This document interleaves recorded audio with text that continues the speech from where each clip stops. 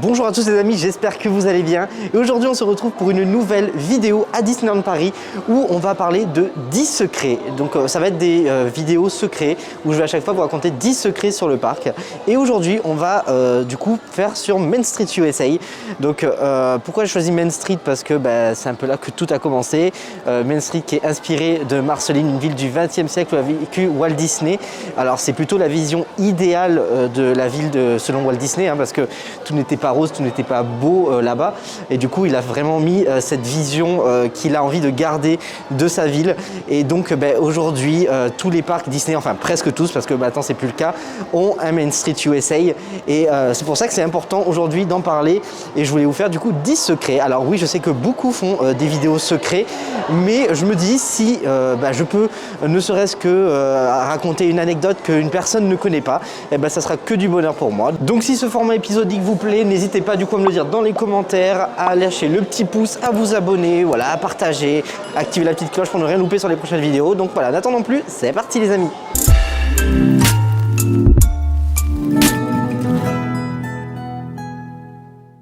Alors les amis, pour le premier secret, on va pas très loin vu qu'on est à l'entrée du parc Disney, donc juste après le ticketing, la billetterie, et vous avez du coup la gare de Main Street USA.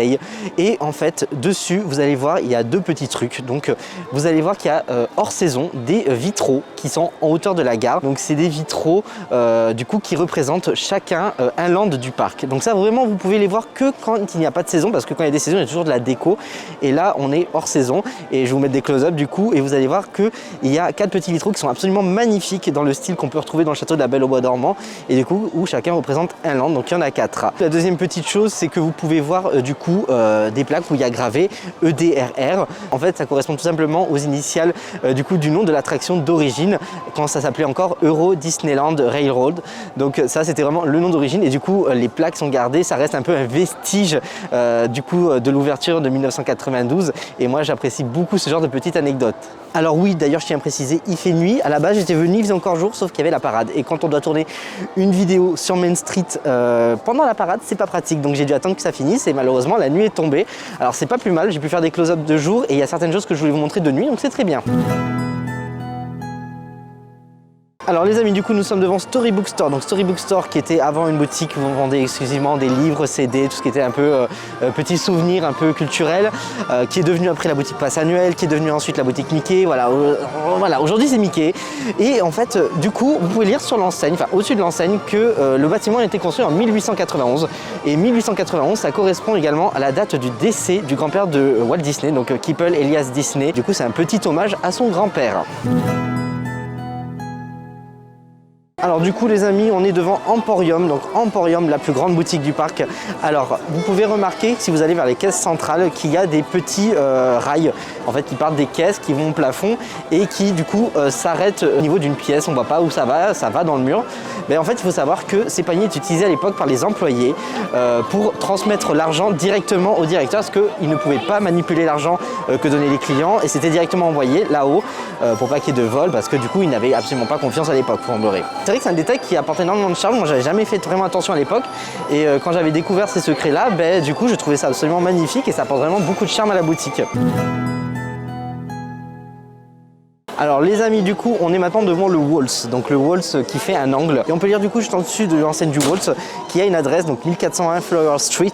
Alors cette adresse correspond en fait à l'adresse de Imagineering en Californie. Donc ça c'est la petite anecdote qui est assez sympathique du coup, et c'est un petit hommage du coup pour tous ceux qui ont fait vivre la magie, qui ont permis de créer cette magie du coup depuis le début. D'ailleurs le Waltz qui doit réouvrir prochainement, on a eu l'info récemment au moment où je tourne cette vidéo, donc je suis très content parce que c'est un super restaurant et j'ai vraiment hâte d'y manger.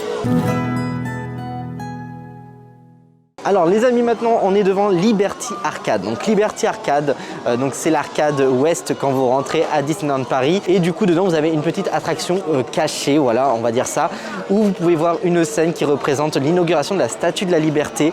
Donc c'est un moment assez sympa, c'est le côté un peu musée, un peu historique, plutôt cool. Et vraiment je vous invite à le faire au moins une fois, ça dure vraiment 5 minutes. On entend juste les gens parler, voilà, parler un peu du cadeau de la France avec 2-3 petites anecdotes. Et en fait il y a un autre petit truc à l'intérieur, c'est que vous avez la Marseillaise qui est jouée. Alors ça pourrait paraître normal vu que c'est la France qui a du coup offert ce cadeau aux États-Unis, mais ce n'est pas tout parce qu'en fait la Marseillaise est jouée parce qu'il s'agit d'un accord. Lorsqu'il y a eu les accords entre la France et la société Walt Disney Company pour l'installation du parc en France, ben dans ces conditions, il y avait le fait que la Marseillaise devait être jouée dans le parc. Et ben voilà, c'est fait, la Marseillaise est jouée dans cette attraction et c'est l'occasion pour vous du coup d'aller voir ça.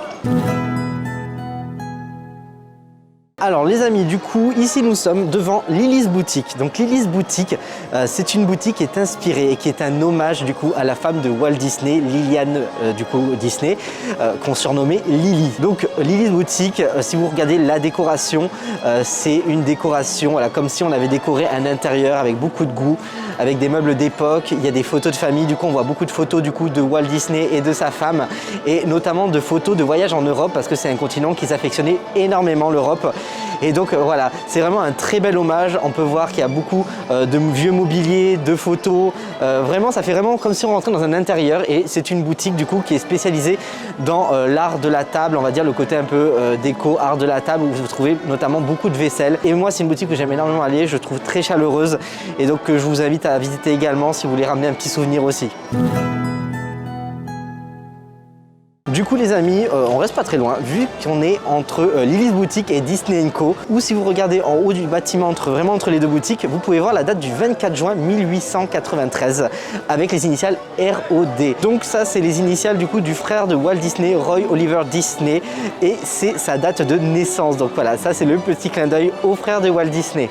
Donc comme vous pouvez le voir, il y a énormément de dates qui sont citées, il y a beaucoup d'allusions du coup à la vie de Walt Disney, à sa famille, et donc vous allez voir que sur les prochaines vidéos que je vous ferai, il y en aura d'autres, hein. Je vous ai pas tout fait là parce que sinon ça allait être que des dates.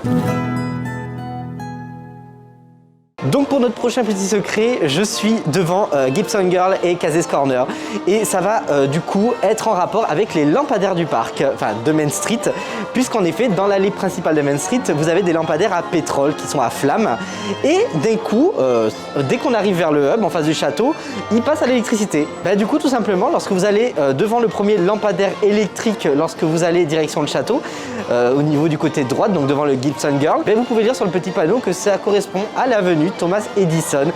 Thomas Edison du coup qui est en rapport avec l'invention de l'électricité, donc c'est pour ça qu'à partir de ce panneau là tous les lampadaires sont électriques. Donc voilà les amis, du coup c'est la fin de la vidéo, j'espère que ces petits secrets vous auront plu.